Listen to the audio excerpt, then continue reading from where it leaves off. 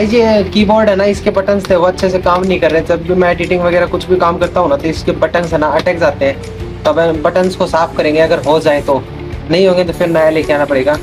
तो एक x minus का वो लेना है पेचकस, और इसको ऐसे लगा करके तो वैसे निकल जाएंगे इसके सारे बटन। एक ऐसा कोई ब्रश लेंगे और उससे ना ऐसे साफ कर देंगे इस पूरे को। ये देखो,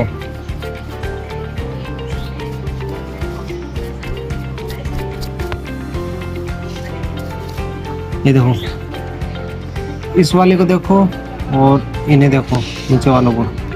ऐसे ही सभी को साफ कर देंगे इनको। गाइस देखो सारे बटन हो गए सेट, और देखो